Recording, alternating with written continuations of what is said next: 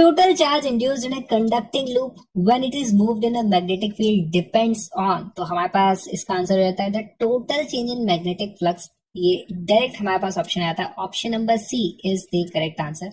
Next question again वही repeat हुआ 1992 में, पिछला 1990 में आया था। The total charge induced in a conducting loop when it is moved in a magnetic field depends on, तो अगेन इसका आंसर हो जाएगा इनिशियल मैग्नेटिक फ्लक्स से नहीं फर्क पड़ता, फाइनल मैग्नेटिक फ्लक्स से भी नहीं फर्क पड़ता। Rate of change of magnetic flux से पता चलता है कि ईएमएफ का मैग्नीट्यूड कितना होगा, लेकिन टोटल अमाउंट ऑफ चार्ज कितना आएगा वो पता चलता है total change in magnetic flux से। सी से हमारे पास फॉर्मूला क्या होता है, Q is equal to delta phi upon resistance R। This is our formula. Next question देखते हैं। The magnetic flux through a circuit of resistance R changes by an amount delta phi in a time delta t। Then the total quantity of electric charge Q that passes any point in the circuit during the time delta t is represented by, again बहुत ही straightforward formula based question हमें दिख रहा है यहाँ पे, इसका answer आने वाला है सी।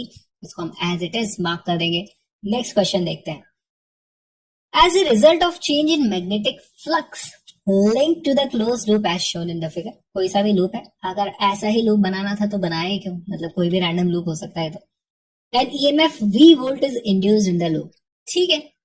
The work done in taking charge Q coulomb once along the loop is, तो ये इसका आंसर क्या होगा, ये बहुत ही सिंपल सा सोल्यूशन है एक्चुअली इसका।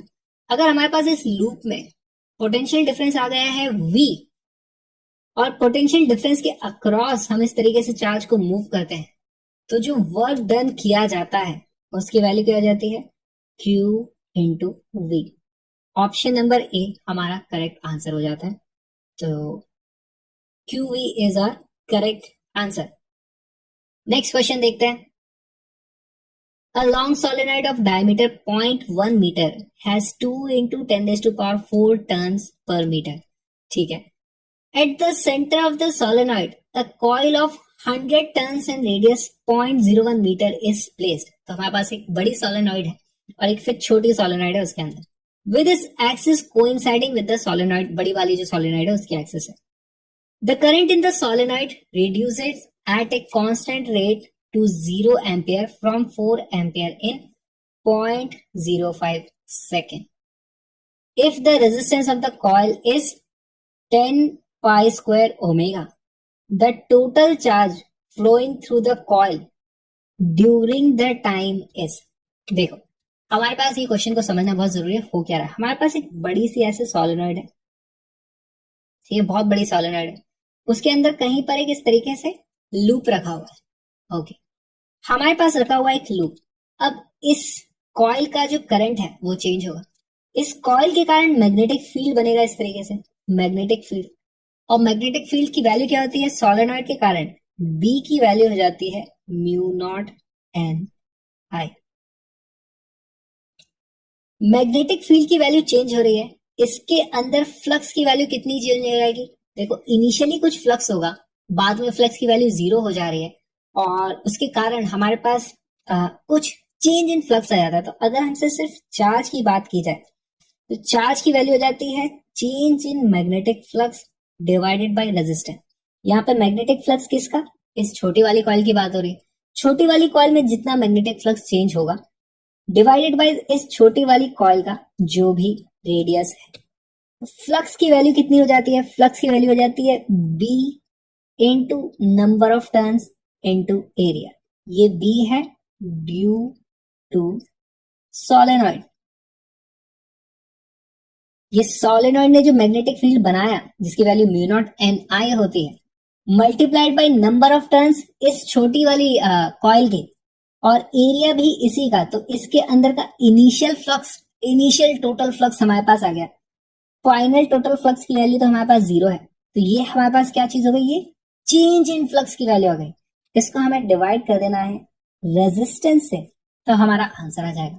बस अब वैल्यूज रखते जाते हैं। B की वैल्यू है म्यू नॉट एन आई, तो म्यू नॉट की वैल्यू क्या आ जाती है 4 pi into 10⁻⁻⁷। Number of turns क्या है, लॉन्ग सोलेनॉइड ऑफ डायमीटर इतना has 2 into 10 raised to power 4 turns per meter, तो n की वैल्यू हो गई 2 into 10 raised to power 4 turns per meter। और करंट की वैल्यू कितनी थी? इनिशियली करंट की वैल्यू थी, करंट की वैल्यू कितनी है? इनिशियली थी 4 ampere into 4 into number of turns. अभी एन की वैल्यू पता करनी, ये हमारा बी आ गया। एन की वैल्यू कितनी है? हमारे पास जो कॉइल है 100 टर्न्स, एन की वैल्यू आ जाती है 100, और एरिया की वैल्यू हो जाती है पाई इंटू आर स्क्वायर। अच्छा, pi into R square. Radius की वैल्यू है 0.01, 0.0001। हमारे पास एरिया आ गया, डिवाइडेड बाय रेजिस्टेंस की वैल्यू कितनी है? Resistance is 10 pi square omega, 10 pi square.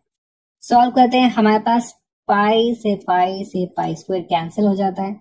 Values देखते जाओ, अब इसको आप सॉल्व करोगे तो हमारे पास आ जाता है 4 मल्टीप्लाइड बाई 2, 8 इंटू 4 32। तो यहाँ पर आ जाएगा हमारे पास is equal to 32 into 10 raise to power कितना हो जाएगा?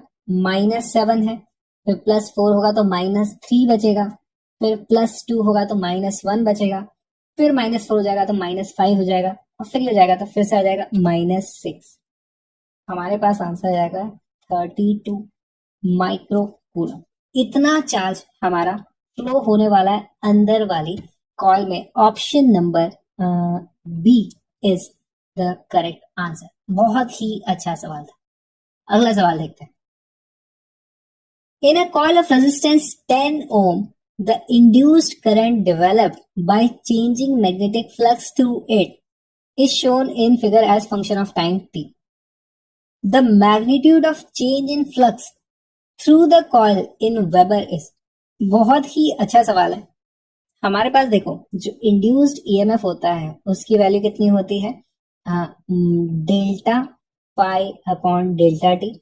अगर हम सिर्फ मैग्नीट्यूड की बात करें तो माइनस हम ड्रॉप कर सकते हैं। ईएमएफ की वैल्यू हो जाती है आई इंटू आर, ठीक है, d phi by d t है। अगर हम यहाँ पर dt को इस तरफ ले जाए तो हमारे पास क्या बन जाता है? D phi is equal to R into I d t. हमसे पूछा है, हम दोनों तरफ इंटीग्रेट कर देंगे कि total change in flux delta phi की वैल्यू कितनी रही होगी। तो हो जाता है R into integral of I d t. ये क्या चीज होता है? Integral I d t. अगर हमारे पास करंट और टाइम का कुछ ग्राफ है तो उसका जो एरिया होगा वही तो होता है आई डी टी। तो हमारे से ये वाला जो एरिया है वो वैल्यू हमें यहां पर रख देनी है। This is area of I T graph. तो delta phi is equal to, resistance की वैल्यू थी 10 ओम और एरिया की वैल्यू हो जाती है हाफ इंटू 4 इंटू 0.1। तो इसकी वैल्यू हो जाती है 0.1, इसकी वैल्यू हो जाती है 2। और क्योंकि हमसे ये पूछा है change in flux, flux unit देखो हमने सब एसआई में डाला, तो फ्लक्स